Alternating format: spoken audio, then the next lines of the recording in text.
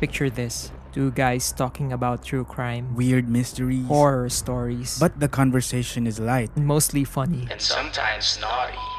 This is Scriptsalog. A Spotify exclusive. I'm Gideon. And I'm Glenn, and we're serving huge portions of horror and true crime twice a week. We'll make sure your cravings are satisfied. And you'll be begging for more. Char. Check us out. This is Scriptsalog, available exclusively on Spotify. Hi, this episode is not suitable for everyone. Parental guidance is advised. We are Bunk Collective.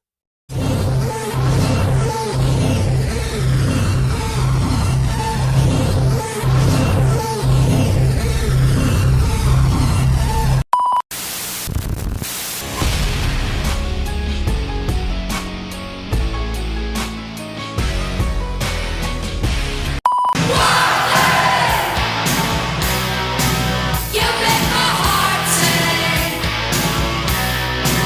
You make everything groovy. Come on, wild thing. Welcome to your Unfiltered Wrestling Podcast. And this is the MTV Show Podcast, a wrestling podcast.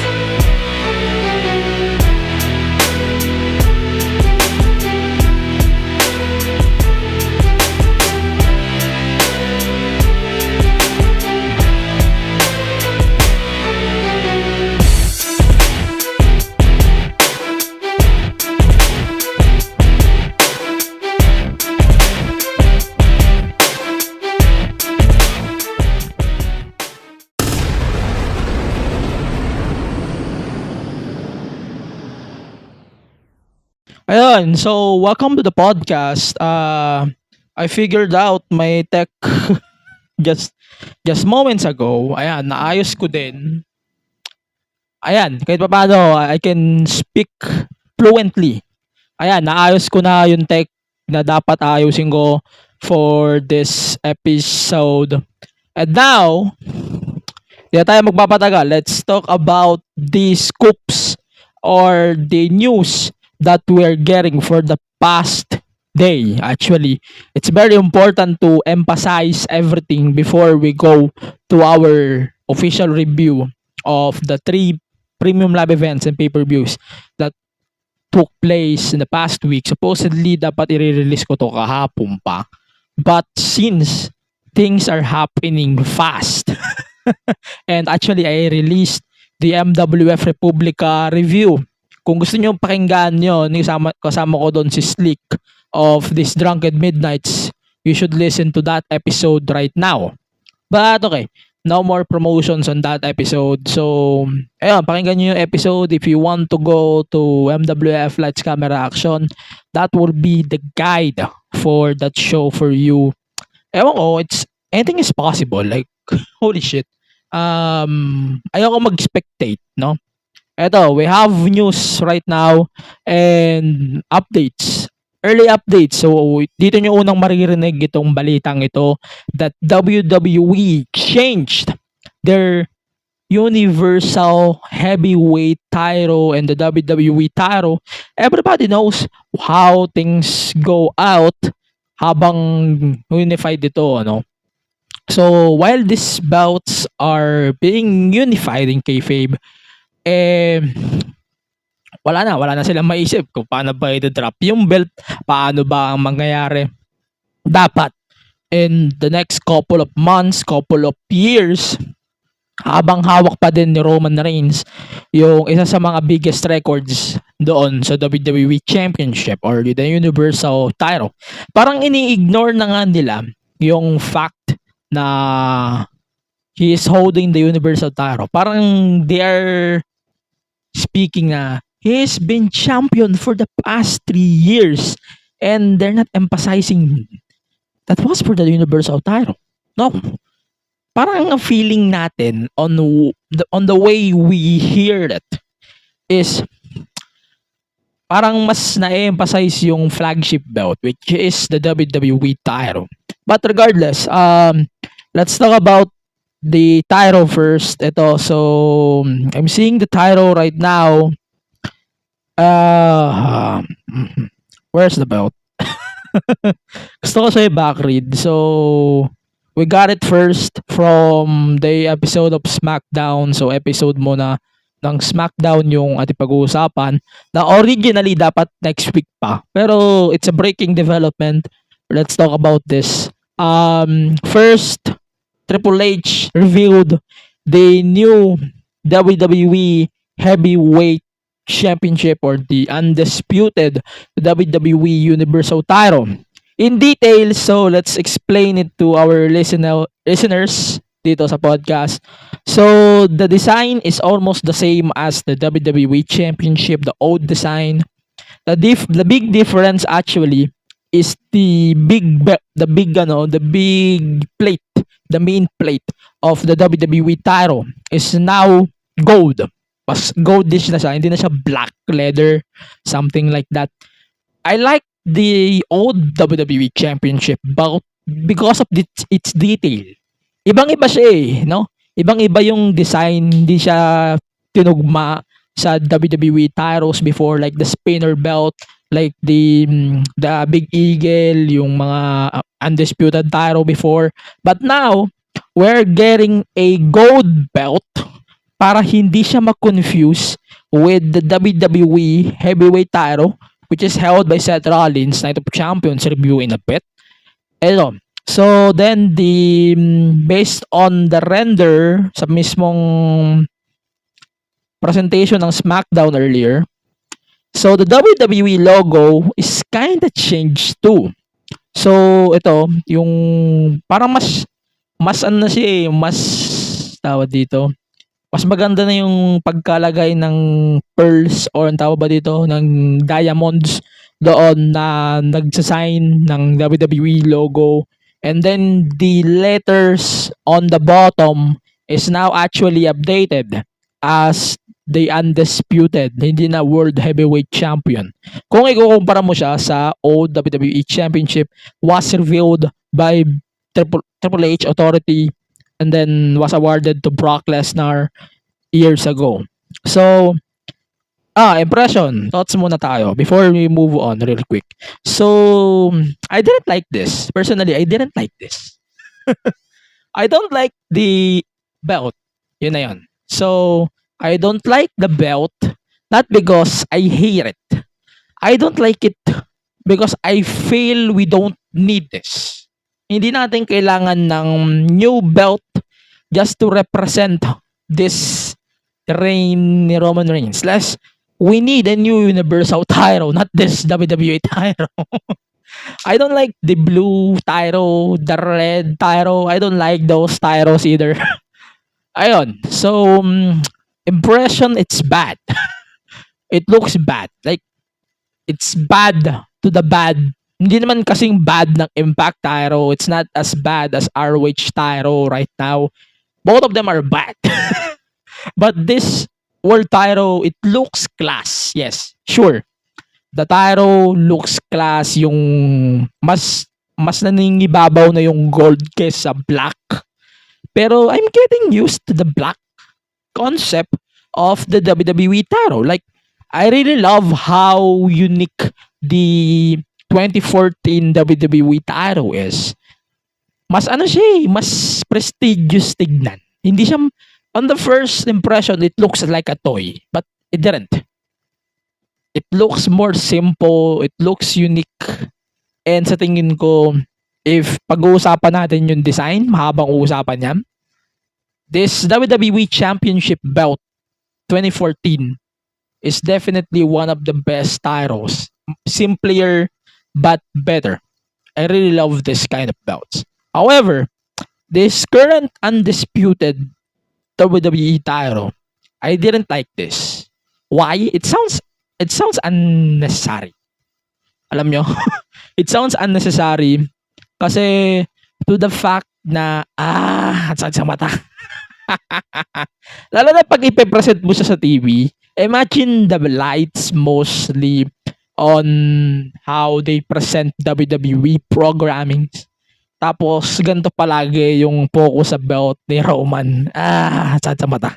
It's like parang yung SpongeBob GIF na gift, whatever ko naman tawag nyo dyan, na nasisilawan. That's my impression on this bout. But I'm optimistic here. Sana sa ano lang siya pangit. Sana sa lightning lang ng arena pangit. Pero I'm going to give this a chance. Like I really like the 2014 WWE title, but I don't think they need to change it. If there's one they should change, that's the Universal title. I don't want those titles na identical, like pucha. Sobrang identical nilang tignan. At least with the World Heavyweight title, who actually differentiates them from both of those three titles Roman Reigns is holding right now, it's actually different. Kumpara mo doon sa World Heavyweight title, mas different din to sa, and even NXT title looks better than that. I'm serious here. Like, what I'm saying here is, the change is not necessary. If there's one reason why they change it, it's because they want to connect it with the Roman Reigns title run. It's very important to emphasize it from the beginning. But, necessary ba? Hindi. Totoo lang, hindi. Kasi, we don't need title change here. Like, we don't need another ridiculous undisputed title. Like, hindi, like, Roman Reigns, he looks disgusted when the title was presented. He has no choice but to raise the fucking belt. like a fucking asshole. Like, this sounds awful if you ask me. But yeah, I'm going to take this slide for now. Siguro, I'm really looking forward na sana hindi siya sobrang tapatan ng ilaw. Ganun muna. So, yun muna yung chance ko. For now, the belt looks prestigious more, no? Pero ang problema ko, it doesn't need a change at all. Like, the belt looks new, especially with the WWE title. Like, we don't need new title. Siguro restrap pwede. Siguro new detailing of the 2014 version. Like, that's what we got. It looks pathetic. It looks like shit. Seryoso. I hate it. Siguro, I'm going to take it slide for now. Give it a month. Kung... Pero, based on what we're seeing on the renders of the belt, tinitignan ko actually yung renders ng belt sa mga communities, even on the WWE shop website, it's actually not that bad. Eto, so I saw this picture from the WWE shop. Hindi naman kasamaan eh. No?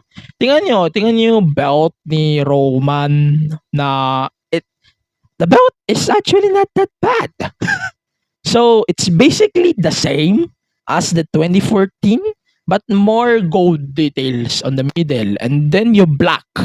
Yun talaga yung nangibabaw dito sa new belt, no? But it's still awful. If you're going to ask me, sir, maganda ba yung WWE title? No. It's still awful. I don't need that change at all. Like, siguro detailing, sure, but this is too much. This looks awful. Lalo na kung presentation sa TV, it looks awful. Too much gold is always awful. Like, people are expecting na it will look the same as the current World Heavyweight title. Itong current WWE title na ito ni Seth Rollins sa hawak niya ngayon, it actually looks better on TV than what we having here with the WWE. Pero, like what I said, I'm not going to change my opinion on this. This belt looks awful. awful. As in awful. Shit. This is piece of shit. Like, we don't need this shit. It looks like, puta, ano to? Ayun, hindi magbabago yung opinion ko. I'm going to say this ugly. This belt is just ugly as hell. The black, I love the black diamonds here. Yun lang. The detailing here. Sure, I love it. But, yeah, that was it. that was it. Sounds awful.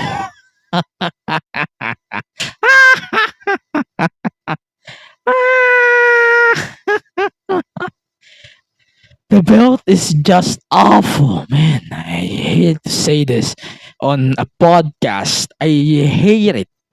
This is just awful as hell. This is fucking nuts. Okay, although, to be fair, yung belt na to, hindi siya unappealing. Ayun, sabihin ko na, tamang term dito was unappealing. Hindi siya mak-appeal sa TV, like sa camera, when it comes to presentation. It's not appealing at all. When ilang oras kong pinaulit-ulit kung paano present ni Triple H itong Undisputed Title, and it still looks awful. And it's actually funny to say na it looks bad. It's better than what I expected.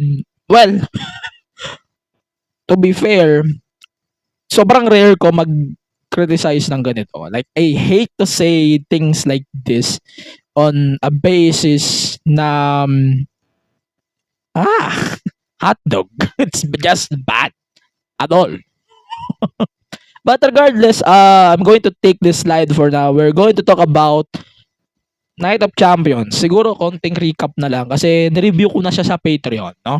So, my Patreon subscribers can read some of my thoughts on this PLE, no?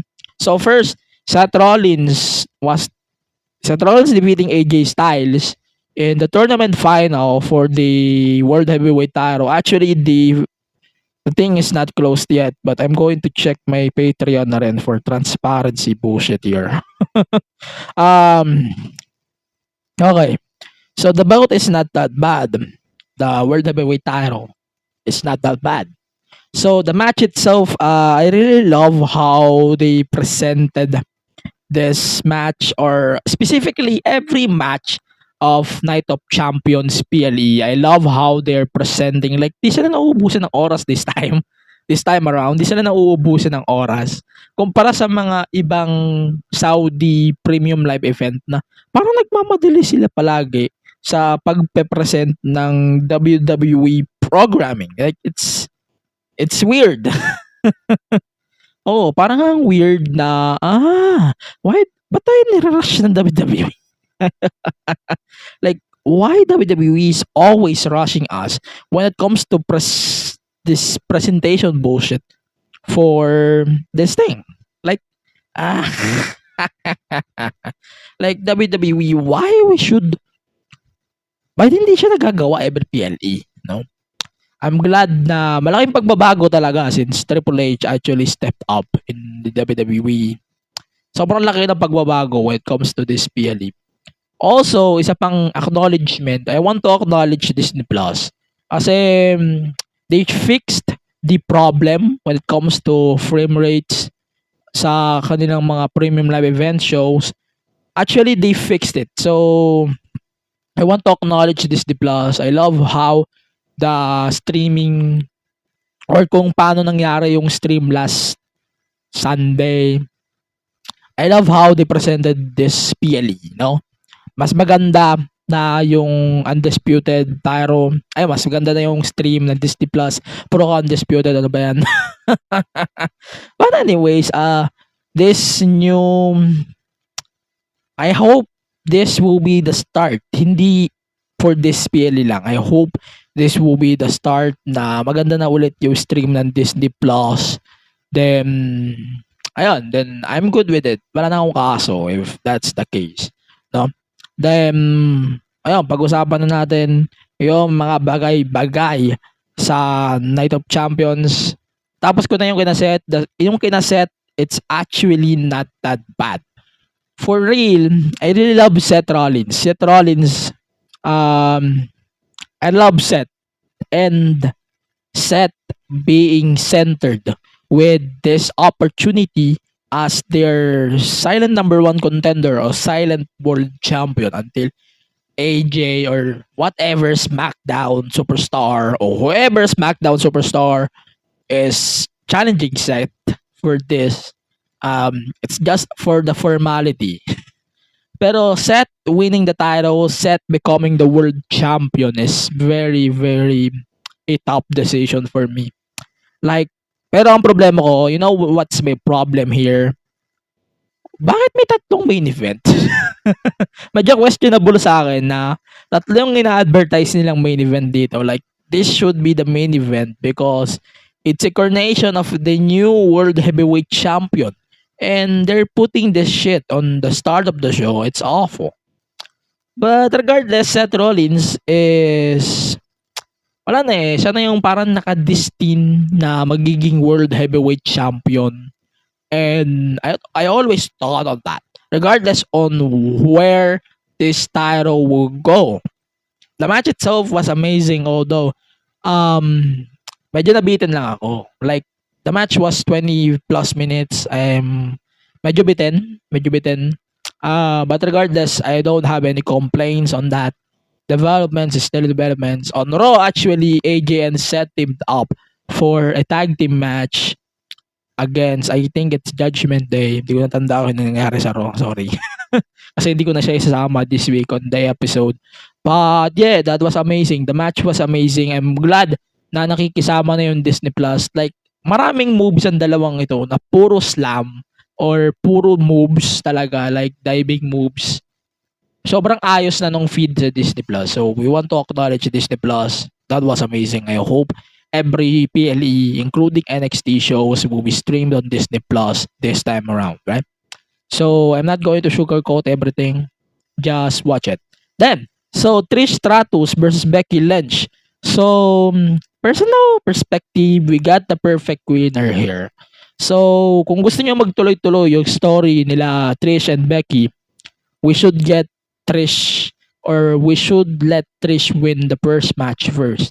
Kasi naniniwala ako na para mag-continue ang isang story, kailangan muna natin pahabain o maglagay ng twist just to prove everything. In this case, so we start screwing Becky Lynch and now she is like protege of Trish Stratus and the example of people who can think Trish Stratus on her face. Like, okay, I'm okay with it. Like, I don't have any problems on that. Plus, being with Trish in the long run can help Zoe Stark na bagong-bago pa lang in the WWE main roster. Like, we can see a good future in Zoe Stark here if they're going to use her properly. Yun lang. So, I love this. I hope this thing will continue on Money in the Bank. And anything is possible. Like, yeah, this is gonna be amazing. This Zoe Stark and Becky Lynch partnership or feud, Zoe and Trish thing will continue for sure. Attacking Becky Lynch for sure is going to be good. And especially that I'm a big fan of Trish Stratus. For sure, this is gonna be good. No? Yan lang. So, Gunter versus Mustafa Ali for the Intercontinental Championship. Like, pucha, kahit sobrang ikli nitong match na to, I think we got what we wanted. Let's face it. Is everyone expecting Gunter to win? Like, seriously, is everyone expecting Gunter not to win his match? Like, he's almost days away from beating another record in the Intercontinental title. Like, it's almost on the top of the food chain when it comes to this belt. And it's amazing that they're giving this man a top priority when it comes to this belt. Like, I'm good with this. Like, the title should be treated like a fucking title, and it's just amazing. The match itself was entertaining as hell for a match like this fucking 10 minutes. Then they booked Mustafa Ali like a fucking monster here. Like, sobrang solid ni Mustafa. I'm glad he's on NXT now since he's free agent. I forgot that one.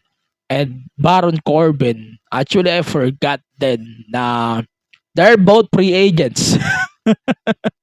But yeah, that will be great for Mustafa regardless of what the hell is getting right now. But yeah, Mustafa Ali is going to be a big addition to the NXT, and especially with this free agent status, I cannot wait to see Ali on his future matches in the brand, especially with Melo, maybe with Wesley in the long run, maybe Tyler Bate, si Axiom, like anyone in NXT. Like, NXT is just stacked as hell right now.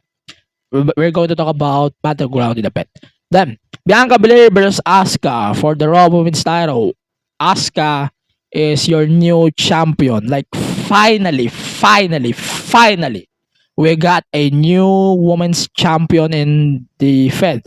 It's been a long time since Bianca Belair holding the titles. Like, I love Bianca Belair, but I'm tired of her title reign. Thank God we have a new champion. And based on this week's episode of SmackDown, we have a Bianca Belair versus Io Sky, or maybe Io Sky will win Money in the Bank, or Zelina will win Money in the Bank. That would be great for me. And regardless on that, Bianca Belair deserves her props. Like, pucha, you should give her a fucking respect for putting WWE's women's division on her back, especially on the pandemic, na sobrang lakas ng kanyang rise, sobrang lakas ng kanyang push. Like, give this woman her fucking respect. Also, I want to give Asuka her props too on the way she missed uh, on the way she missed Bianca is just amazing. Nang papatungan mo siya ng miss sa mata. Like it's just amazing. Para mas makapal pa siya kaysa sa mismong miss. It's just amazing if you're going to ask. Okay. So, Rhea Ripley versus Natalia. Going to do this quick. Like, same lang din naman kung ano yung nangyari. Quick lang din naman yung match. Happy birthday, Natalia. Belated happy birthday. Yeah. You got what you deserve. Yan lang. Then, Brock versus Cody. Good God. Medyo, meron akong dalawang bagay dito. I'm going to address this quick. No? So, I like the story of this match kumpara noong una sa Backlash. Like, huh? Why are they fighting in the fucking first place? Nung Backlash pa lang, di ba? So, I took a leave of absence, but it doesn't mean I'm not watching wrestling at all. So, I'm going to explain things real quick. So, why I love this feud over the Backlash feud? Like, Brock slowly explaining himself is just top notch. I really love it. Like, sobrang bigat na threat ni Brock here sa match na to. Sobrang bigat niya as a threat to Cody Rhodes. It's just amazing if you're going to ask me. Parang, it proves me more na Brock can still go. Brock is still amazing. Brock is definitely amazing on the mic. Like, he has it all. Pero hindi siya nagamit ng tama before. I'm glad they're doing it now. And wala namang mali sa pagiging late as long as they're using him properly. And I really love it. Then, so on this week's Raw, Cody Rhodes challenged Brock Lesnar in a rematch or in a grunge match. Wala pang date, pero feeling ko it's going to be set at Money in the Bank or SummerSlam maybe. Wala pa naman, hindi naman nire-reveal na kasali si Cody sa Money in the Bank. If it is, then SummerSlam talaga. Or what if Brock Lesnar will join Money in the Bank? That will be amazing for me. That will be great for me if you ask me. Then, ito, so like Brock, si Brock is a threat, big threat to Cody. So that's why they're treating Brock like a fucking beast. Like it's just amazing if you're going to ask me. Um, Cody, in the other hand, sobrang sympathetic niya sa babyface kumpara doon sa kanyang run sa AEW, which is I love it. Then, ayun, it's just amazing. I hope na we're going to fold this feud until Money in the Bank or SummerSlam maybe. That will be amazing. Then, Kevin Owens and Sami Zayn versus Seth Rollins. Roman Reigns and Solo Sikoa. The Bloodline. Bloodline na naman. Okay, the match itself is okay. I'm good with it. But the story here that we need to digest is number one, Jimmy Uso super kicked Roman Reigns during the post before matapos yung match. Like, it's just amazing. Like, holy fuck. Actually, the bloodline is turning down. Like, they're folding anytime soon. And it's just amazing to see Jimmy Uso actually stepping up for the first time since 2021. Like, ayaw niya kay Roman before. And it shows na it will always the same. Like, he doesn't like Roman not now. Diba? Then, I'm glad they're enough. I hope both of them are tired enough of Roman sucking both the Usos. I'm glad na they're slowly doing it for now. But I hope Jimmy Uso that Jimmy Uso will join his brother in the long run. And based on what happened on SmackDown earlier, I think both Usos are both done with the bloodline. Then I hope Solo in the long run is getting a big threat feel on their brand respectively. Then ito po, umaasa ako na by WrestleMania next year, we're going to get Roman Reigns versus Solo Sikoa for the undisputed WWE titles. Like, that will be great for WrestleMania. Solo doesn't need a Royal Rumble. He just need a title shot. Then I'm good with it. Then, ayun. Ito, so like what I said on my Patreon review, I don't like the cliches. Like, the cliches is too overused at this point. Na ito na nga yung referee bombs like the Solo and the Usos interference, like salitan yan.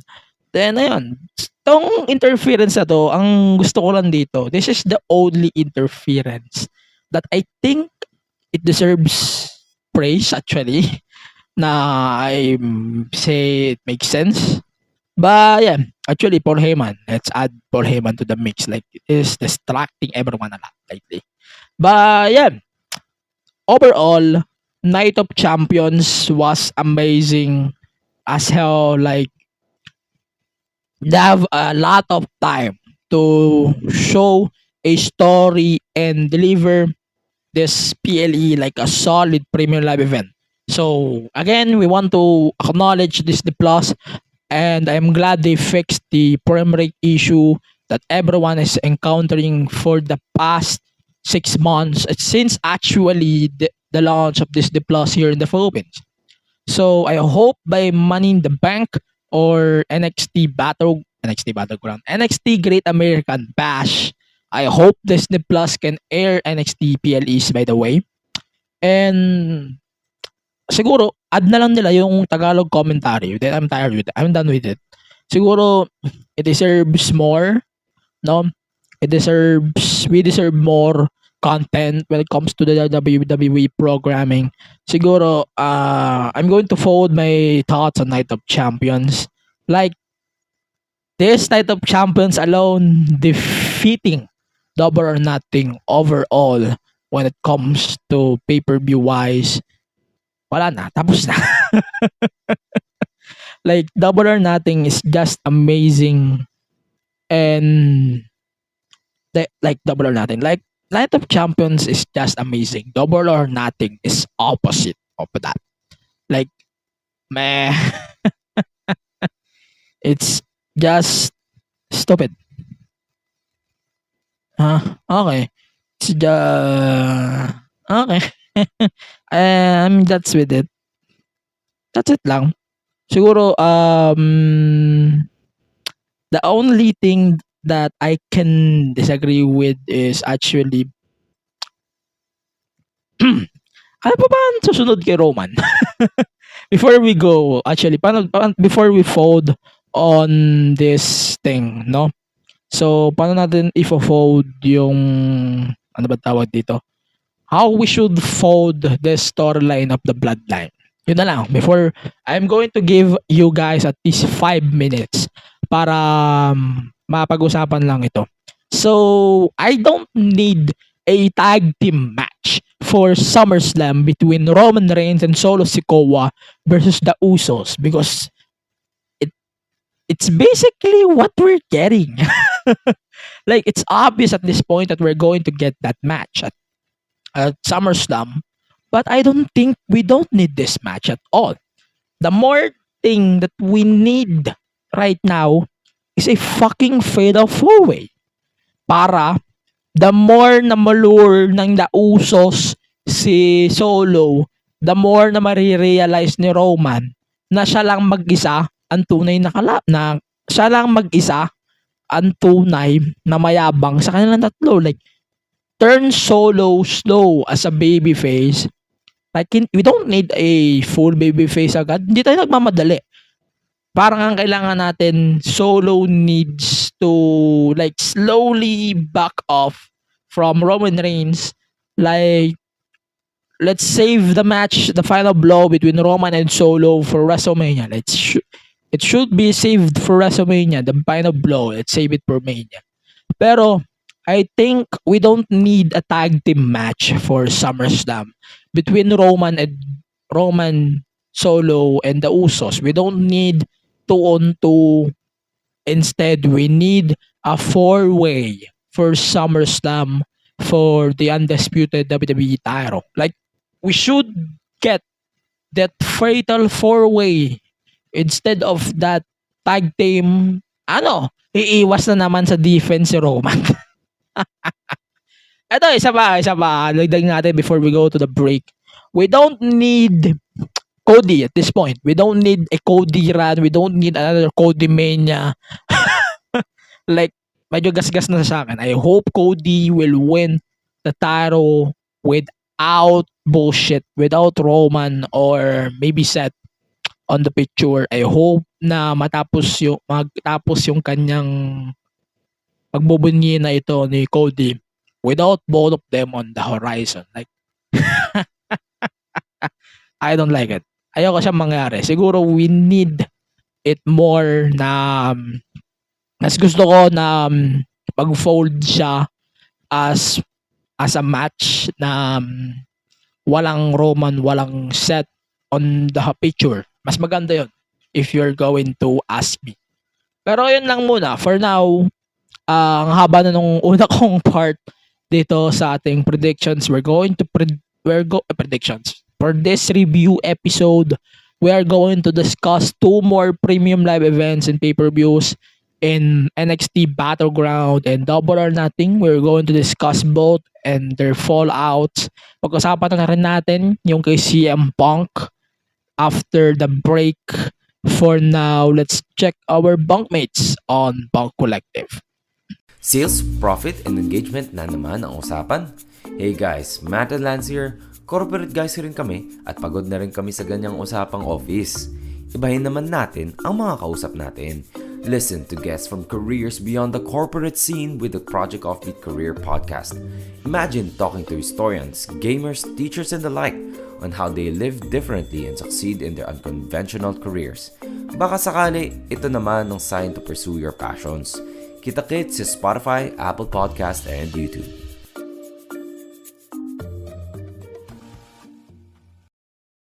Hey everyone, this is Mo Twister, and you're listening to the Kingdom Podcast with the voice, DJ Yuki. That was the OG, Mo Twister, promoting this podcast. If you like Korean pop culture, or know someone who does, then get into it, and visit our Facebook, Twitter and Instagram pages at the Kingdom Pod PH. We're proud to tell you that this is one of the premier shows to go to for your weekly dose of K-pop. So drop everything and listen to the Kingdom Podcast. Available in all your podcast streaming platforms. Join us! Ayun, so we're back on the show. So, let's continue our thoughts with Double or Nothing. Ayun, Double or Nothing na tayo. I'm gonna go. I'm going to do a quick review of Double or Nothing because let's face it, Double or Nothing is shit. I'm going to say this right now, guys. This pay-per-view was shit. I'm expecting the opposite of Night of Champions here, but no, we got a shit. But first, let's talk about CM Punk. So CM Punk was announced by Tony Khan as the main guy of AEW Collision that will start June 17 on TNT. So the more things turns into obvious, the more things will turn the same. Okay, so my thoughts on that. Things are fine without CM Punk. Let's face it, guys. Hindi natin kailangan si CM Punk. TK is morely needs CM Punk at this point. Maybe the morale of the Fed is more on fine with CM Punk leaving the company for now. But I don't think WWE or AEW need CM Punk on their companies. Like, this just for the nostalgia or the bullshit that they might getting after of this. Like, let's face it, we don't need CM Punk back on AEW. It's a bad idea to restore him on TV. And I hope na it's just awful at this point. wala. Siguro it's a W for Tony Khan and the CM Punk stance. But in the majority, it's meh. Expected, not surprised, not necessary. Yun lang. Parang I don't think it's a necessary move for AEW. It turns for me as more on a desperate move by AEW. I hope na AEW will choose their moves slowly than what we're getting right now. Feeling ko kasi the more that they're getting the shit out of their hands, the more lesses the interest of the fans. No, the less the fans will turn off them. The more na interesting ang storylines, the more din na magbabalik sa kanila yung fans. Ang case ngayon, kakaiba. Tingnan mo to.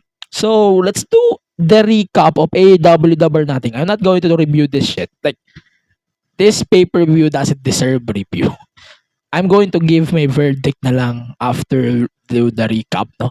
So, the Hardys and Hook defeated Ethan Page and the Guns. So, since the Hardys won, Matt Hardy is now owning Ethan Page's contract. So, Orange Cassidy retained his title in a Blackjack Battle Royale. Ito for me, ang ganda ng crowd dito Ang ganda ng crowd dito sa match na to. I think this was fire as hell until this match happened. Adam Cole beating Chris Jericho and the crowd goes mild as fuck. Like, sobrang slow ng match na to. I feel like Sabu is not necessarily need or hindi siya kailangan, not necessarily need by this match. It's more on a shit match, if you're going to ask me. It feels like si Sabu, after of that bomb, pwede na siya bumalik do sa match. Which is funny. Like, it justifies my point na hindi natin kailangan si Sabu dito. It's more on a WWE cliche na it's for the, it's just for the nostalgia bullshit. But seriously, we don't need Sabu on that match. But yeah, regardless, the match was mid. This match was mid. I rated it mid. Tignan nyo na lang sa Patreon. Then, so FTR retaining their tag titles over Jeff Jarrett and Jay Lethal. Tulog na ako nito eh. Sorry, tulog na ako nito eh. I think the match is kinda long. Parang napahaba tong match na to. And I don't really like how things are folding right now when it comes to this match. Like, this match was awful. Like, the involvement of Mark Briscoe makes it more awful at this point. And like, what the hell? What the hell they're doing here? But yeah, it is what it is. Then the ladder match, Wardlow versus Christian. Wardlow retained the ladder match. Wardlow won. Wardlow won the ladder match. He retained the TNT title over Christian Cage. Yeah, not bad. Yun lang, not bad. I think it's not bad. Then, Tony Storm defeating Jamie Hayter for the women's title. I think it's necessary kasi injured si Jamie. It's more on a formality BS. Pero ang feeling ko dito na in the long run, I think on the August 27 pay-per-view, one member of hindi one member basta it's either Saraya or Jamie Hayter, one of them will get their moment over there. It's mainly Saraya, feeling ko. Basta I think na it's Saraya's moment talaga. But yeah, this is a transitional feud. Let's face it, Tony Storm winning it is fine. Not kind of fan of this idea, but okay, let it slide. I'm getting my cutting call already because I felt awful on this pay-per-view. Then, House of Black. Ito na. Dito na natulog yung crowd. Like, for real. Like, yung crowd was watching NXT Battleground and everyone was leaving at this stage of the match or the pay-per-view. Like, this pay-per-view is just awful. Regardless, ito na isa pang match na napahaba. So, they retained the trios tag titles over the Acclaimed and Billy Gunn. House rules. Then, we got a title change here. So, Jade Cargill first defeating Taya Valkyrie, and Chris Statlander made her return. Like, finally, same as the Asuka return or the Asuka win. Like, finally, there's one woman who can end a fucking streak like that by Jade Cargill. But we want to acknowledge Jade Cargill too. Like, she's improving. Like, she's a star power. She's just beautiful to me. Like, I love Jade Cargill, but I don't like her character. Like, like, the skills, however, yun, I don't like it. Pero the star power, it just feels so right to put the title on Jade Cargill, and it's very appropriate. Then, so Chris Statlander, I'm glad her na nag-return na siya sa AEW. It's good to see her back. And on her first defense, she defeated Nyla Rose, and that was amazing too to note on this episode. Then MJF defeated Sammy Guevara, Darby Allin, and John Boy Jack Perry. The four-way. This match was amazing. Let's face it. Ito yung nagpa-save sa akin sa buong PLE o sa buong pay-per-view. I think this match saved the whole pay-per-view for me. Like, okay, it's gonna be good. And this pay-per-view was just amazing in my book. And this match alone saved the pay-per-view. Like, yes, I really love this shit. MJF winning is very given to me, but on how they folded the match is just amazing. Like, it's just feels right in my perspective, no? But yeah, I really love the chemistry of the four. Also, we want to congratulate nabubulol na ako. We want to congratulate sila Sammy at si Ty Melo. Ty Valkyrie na naman masabi ko. Yan, sila Ty Melo for their baby. Since they're going to have another baby, or they're going to have a baby for the first time. Yeah, congratulations to Ty and Sammy. Also, we want to acknowledge Alexa Bliss and her husband na si Ryan Cabrera, since they're going to have a child as well.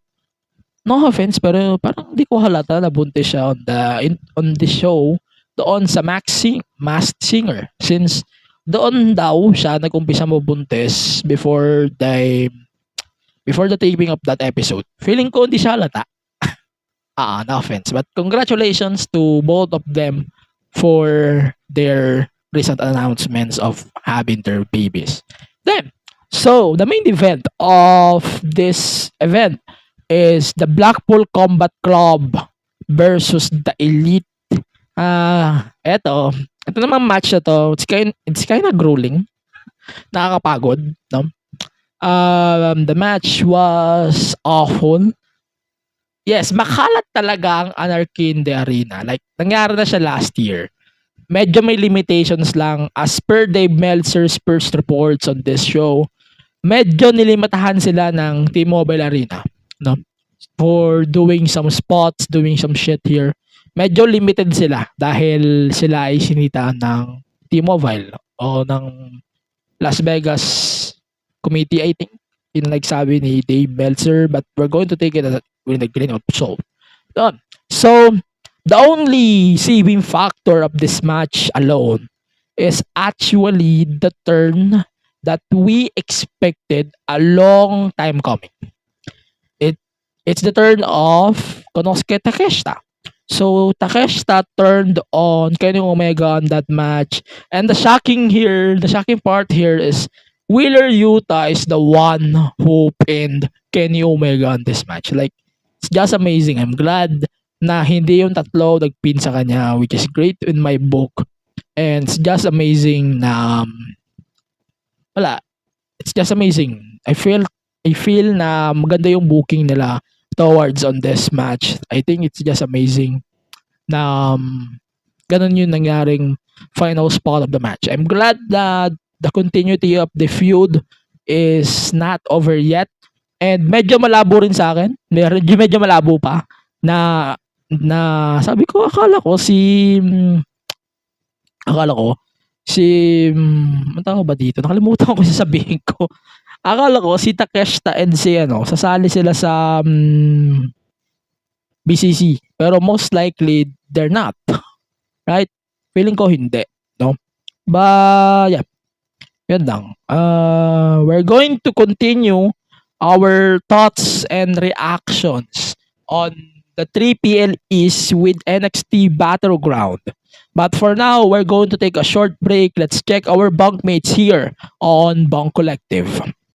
I loved you then, I love you now, and I will continue loving you until I can no longer. You took a part of me until I had nothing left. The old me had to die so the new me could be reborn. I didn't deserve that pain. I deserve love, just not from her. Today, I choose myself. I wanted to tell you, but you weren't there. These are the stories that I wish you heard. Streaming weekly episodes on Apple Podcasts, Spotify, and Google Podcasts. Get in, loser. We're going shopping. I can't. I'm sick. Weh, yung tataa. Boo, you whore. Lockdown pa rin. Huh? 2021 na. So, anong gagawin natin? Di, magstay na lang sa house at makinig sa Astrology, the podcast. With new episodes every Tuesday on Spotify, Apple Podcasts, and Google Podcasts. Ayun, so we're back on the podcast. Ayun, so I'm going to give my overall thoughts muna sa NXT, sa AEW Double nating. Medyo inabrupt ko siya in a way. But yeah, here's my thoughts on Double nating overall. I feel na I waste my 4 hours. Yun talaga first impression ko. Feeling ko sayang yung 4 na oras na yun. I wish na nanood na lang ako ng NXT Battleground or maybe the first 3 hours of that. Then, tapos noon, saka na ako nanood ng Double or Nothing. Kahit yung patapos, siguro feeling ko yun lang ang sulit for Double or Nothing. Yung return ni Chris Statlander, hindi niya na-save yung buong pay-per-view, let's face it. But yeah, regardless, the pay-per-view is still mid in my book. This pay-per-view is just mid. Okay lang siya. Isa pang note to worthy to note dito. It's actually the first PLE na may katapatan, no? Since 90s, no? The WWE was rivaled by WCW in a pay-per-view. But yeah, feeling ko mas okay pa manood ng NXT Battleground. So let's go to Battleground now. So konting, alam mo na, the only con that we're getting here from NXT Battleground is actually the accessibility. No? Let's address this shit. Since nasara yung WWE network natin dito sa Pilipinas, we don't have the access on any WWE network content besides PLEs on Disney Plus. Yun ang talaga yung problema natin. Wala tayong legal accessibility. Like, I know I have my Peacock. Since I have my new phone now, I can access my Peacock. I can access my WWE network back. Pero, feeling ko, we need a legal accessibility sa mga NXT PLEs. Like, hindi lang main roster PLEs na dapat natin panoorin. We should watch all of the shows. And alam naman natin na pag ang wrestling fan nakukulangan, they felt disappointed. Like, yung isang oras yan na 1 hour TV show is kind of disappointing. Paano pa yung mga ganyan na paano pa yung mga PLEs na kulang-kulang sa network, di ba? Paano pa tong Disney Plus? Feeling ko nadidismaya yung tao at this range of time. Kahit sabihin ko nga, kahit paano kasi na-fix na nila yung problema sa frame rates. Wala naman Tagalog commentary, kulang-kulang naman. Wala rin. Sa totoo lang, wala rin. But yeah, let's talk about NXT Battleground now. We're going to talk about Disney Plus later pagkatapos ito. So, one of the best wrestling matches. In my own perspective, this is one of the best wrestling matches in my book. I'm glad he retained the title as well. Like, okay. I'm glad that Wes actually the one who retained the title. But this match actually made Joe Gacy like a fucking star. And medyo confused ako why they didn't give the title to Joe Gacy. Diba? So, this match kinda established Joe Gacy more as a big threat to the title. Then I cannot wait to see him holding any championship anytime soon. Kahit NXT title pa yan, I cannot wait to see Joe Gacy holding any title on NXT or maybe main roster. Like, this match was amazing. Really fast. If you ask me, this match was really fast in my book. I hope the match was kind of longer more, right? Yeah. So, yun lang sa akin. Then, next match. Noam Dar versus Dragon Lee for the Heritage Cup. This is a NXT Heritage Cup rules match. So, yung mga nanonood ng NXT UK, you will guys appreciate this. Yung iba na nanonood lang ng NXT US, you might leave alone. Like, naiiwan ka. So easily the most weakest match of this PLE in my book. I love the Heritage Cup. Yes, I really love the Heritage Cup rules. But feeling ko it does not suit both of them on this match. feeling ko this match proved more na Noam Dar and Dragon Lee would be better if the match was settled in a singles match. No? Wala naman akong problema sa Heritage Cup. Like, I love Heritage Cup. Like, sometimes Heritage Cup doesn't work on some people and both of them are one of them. Yun lang. Like, eto, plus pa, I really love this new stable nila. Noam Dar, Lash Legend, si Jackson, ito bago, babae din. Tsaka si Oro Mensah. This stable will be interesting for sure. You guys should keep eye with that. This is gonna be good for sure. I hope, however, di ako umaasa na i-drop nila yung Heritage Cup. I'm fan of the Heritage Cup as well, but they need to fix this shit on NXT 2.0, this brand of NXT. They should fix how things work out on this show. Okay. Next, Ilya Dragunov versus Dijak in the last man standing match. Like, guys, yung katapat nito, dalawang shit na AEW match. I swear to God, all of the matches from Double or Nothing was defeated by these two guys right here. Ilya and Dijak are just amazing together. Like, hindi sila nagmamadali. This just amazing. The finish is kind of clever in my book. However, di siya nagmamadali. If you're going to ask me, they legitimately sold me on this shit. Like, kung paano sila nag-brawl throughout the whole episode last week. Ganun ako na-sold dito. Literally, I was sold on this thing until this match. And I'm watching this on sa DFA. Nanonood ako nito actually on the replay sa DFA office sa ATC.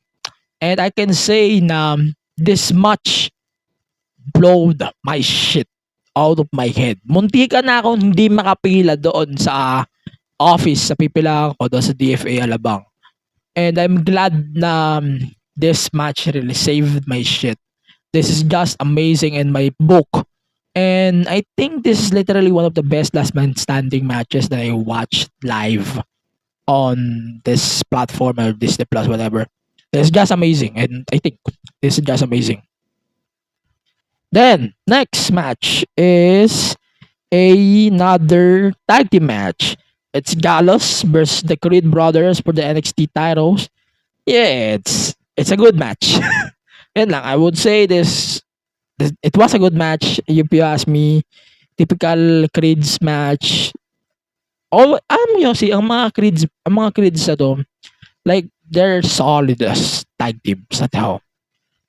Ang problema ko lang, yung Diamond Mine right now, sobrang out of character na sila. Like, yun lang ang problema ko sa Diamond Mine. Diamond Mine is amazing. Pero feeling ko, the void that Roderick Strong left from this table, feeling ko di pa rin nila nagagap yun. Di pa rin nila nakuha yun. Like, ano to? Anong ginagawa niyo dito? Like, may Diamond Mine pa pala. But, yeah. Feeling ko they need to fill the gap for Diamond Mine, and that will be great for me and for my book. And also, hindi ko rin alam why Ava of Schism interfered in this match, attacking Ivy Nile. Like, it's kinda unnecessary. Sobrang unnecessary niya. I swear to God, that was unnecessary in my book. Then, next is the women's title. So, Tiffany Stratton versus Lyra Valkyria. I love both of them. I'm going to say that right now. I really love Lyra and Tiffany. But Tiffany Stratton for me is the bomb. If you're going to ask me. Like, the right woman won. I swear to God, the right woman won on this match. This match, it's just amazing. Like, they're both great as hell. But they need to work on Lyra's character more. Ito lang naman ang problema ko. Lyra is amazing. Lyra is amazing in the ring. But the only problem that I can give you guys is the character work. I don't like the character of Lyra Valkyria. Yun lang naman. And since we're going to have a battle royale to determine the number one contender, I would love to see Lyra challenging Roxanne. Ay, Lyra challenging Tiffany. Or maybe Roxanne, since na-mention ko na rin si Roxanne Perez. I would love to see both of them challenging for the NXT title in the long run. But feeling ko, si Tiffany kasi, one of the factors they choose, that's why si Tiffany yung nanalo dito. Kasi feeling ko, they need to fill a gap na sobrang laking gap. Like, the Mandy Rose gap was so big, no? And sobrang laki ng gap na tatanggal sa kanila since Mandy was released by WWE. So, they need to fill that gap in Tiffany Stratton. Thank God WWE for filling that gap. And it's just amazing to see Tiffany rising to the occasion. And I cannot wait to see more of Tiffany Stratton. I cannot wait this shit, man. And Tiffany is really improved. Kaya wag niyo sasabihin kay Tiffany Kentreso, mga putang na niyo, ayusin niyo ha. Then finally, the main event, Carmelo Hayes versus Braun Breaker for the NXT title. This match was better than I thought.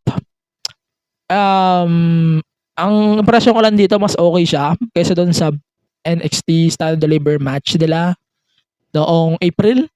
I really think of that. And since Braun is more on the heelish side here, I think mas better siya in my point of view. Then Melo acting like a solid babyface is just amazing to me here on this thing. Kaya that's why I really choose this match over their first meet up before, no? So magpipick up the week din tayo mamaya pagkatapos ito. But I think this really sold me, no? This really sold me, I swear. And it's just amazing to see both of them rising to the occasion, and I cannot wait to see both of them in the main roster anytime soon. Overall, like what I said, the match or the PLE was amazing. Halos buong gabi, NXT Battleground is just amazing. If you're going to ask me, ang complaint ko lang dito, wala talaga tayong legal source for this show. We have to deal with a VPN lang talaga para mapanood natin sa WWE Network o kaya sa Peacock. I hope Disney Plus can distribute this PLE. Kahit English lang, we're good. And I hope by July sa next PLE ng NXT, but yung Great American Bash, I hope they can air the show on their service sa Disney. Yun lang naman. I hope Disney Plus is listening to the fans, not only to their fan base sa Disney. I hope sana makinig din kayo sa mga wrestling fans. I'm glad you guys are listening to the frame rate complaints by most of us, but I'm glad you guys are now listening when it comes to the content na binibigay nyo sa Disney, sa fans, o binibigay nyo sa amin. I hope then na yung content ng Disney Plus Malaysia or the Indonesia ay madala na rin sa amin throughout here in the Philippines. Like, ang tagal na naming may Disney Plus, wala pa rin kaming ibang content aside sa mga PLS na yan. Putang na. Then, aside from that, yun lang naman. I don't have any complaints when it comes to NXT Battleground. This PLE easily beated Double or Nothing in my book. Pero if we're going to rank all of these three events, I'm gonna go first Night of Champions, Battleground, then Double or Nothing. Let me know your thoughts on this whole event. Let me know your thoughts on this shit. Like, there's a lot of shit to take. Marami tayong pinag-usapan on today's episode. Like, holy fuck. It's been an hour na pala. I realized that. So, let's do our picks of the week. I'm going to get my stuff here real quick. Okay, so continue tayo on the podcast with the picks of the week. We might start with the pick natin for the Superstar of the Week ay Apple Podcast, Deezer, and the rest of the podcast platforms. every Fridays. Dididiinan ko pero di ako makapag-release on that time. Sorry about that, guys. Nakatatlong Friday na akong hindi Friday nagre-release, but I hope this episode drops today. Then ayun. So please follow me on social media at AG Penera on Twitter and on Instagram. Also, guys, you can catch the show last night. I released the MWF Republica review together with our bunkmate here, Slick, of This Drunken Midnights. You can check out that episode on all of the podcast platforms and on the podcast app. I hope you guys can check that out. Before watching MWF Lights Camera, listening to the preview of what you guys are getting for MWF Lights Camera action. Then, yung announcement nga pala ng Rakrakan, they released a statement na hindi mo na matutuloy ang Rakrakan sa June 10 and 11. It includes the FPW appearance over there. So, may ina-announce pa daw, FPW, we're going to check that development once mapag-confirm na tayo ng details from Filipino Pro Wrestling about this cancellation of the shows sa Rakrakan. Pero ayun, please follow them on all of the social media platforms at MWF, ManilaWrestling.com, sa FPW, yung kanilang YouTube channel, you should check them out as well. Kahit wala pang content, you should check them out. And yun, yung ating isa pang match from Battleground is obviously the Ilya Dragunov versus Dijak for the last man standing from NXT Battleground. All of the matches was amazing overall. Yeah, I think the PLE overall was amazing. The events this weekend was amazing, although AEW Double or Nothing kind of ruined it. Yan lang naman. So, you guys I hope that you guys are following the podcast on all of the social media platforms, Facebook, Twitter, Instagram, Twitch, TikTok, and on YouTube at the MTG Show Podcast. Don't forget to subscribe on our YouTube channel, youtube.com/at the MTG Show Pod. You can now donate and support the podcast on ganknow.com/the MTG Show Pod and patreon.com/the MTG Show Pod. As low as $2 a month, you can access our subscriber-only content like what we released days ago when it comes to the advanced reviews of these PLEs, Double or Nothing, yung Night of Champions, and yung NXT Battleground reviews. Plus, yung ating mga discussion sa Discord. If you want to join our Discord community, if you want to join our dedicated Discord for members of the Patreon program. Then, yung meron din tayong ginagawang mail bag na I might to do it next week after of the season premiere of this show, because this episode will be the season finale of the MTG Show Podcast season 5. And we're going to go on the season 6 premiere set for next week. Then, so for more podcasts, of course, visit our website, thebongph.com. Always thebongph.com. You can visit our website, thebongph.com.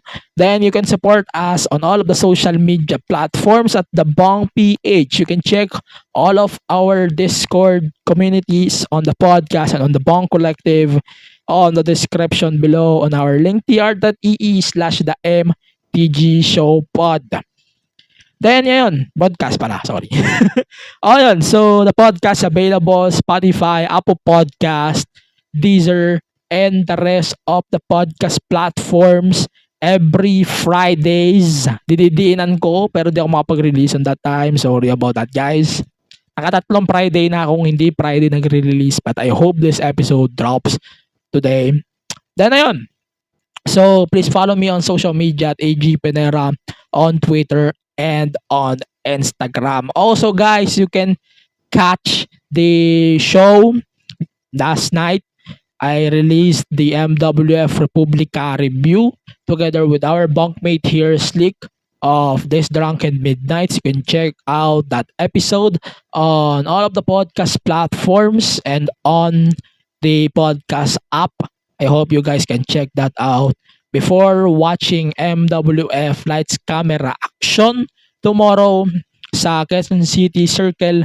If you're listening to this, you're probably listening to the preview of what you guys are getting for MWF Lights Camera Action.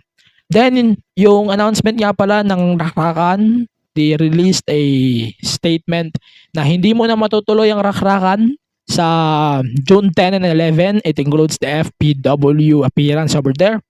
So, may ina-announce pa daw, FPW, we're going to check that development once mapag-confirm na tayo ng details from Filipino Pro Wrestling about this cancellation of the shows sa Rakrakan. Pero ayun, please follow them on all of the social media platforms at MWF, ManilaWrestling.com, sa FPW, yung kanilang YouTube channel, you should check them out as well. Kahit wala pang content, you should check them out. And yun, that's it for our episode this week on the podcast. Stay safe and of course, stay wrestle. See you on the next episode of the podcast as we're going to do another episode. I hope this time, babalik na tayo sa ating time slot every Fridays. Ayun, I hope makakabalik na tayo doon sa time slot na yon. But for now, stay safe, stay wrestle. See you on the next episode of the podcast. We're out. Bye-bye. Please rate the podcast 5 stars 6 in Tokyo Dome on Spotify and Apple Podcasts. We are Bunk Collective.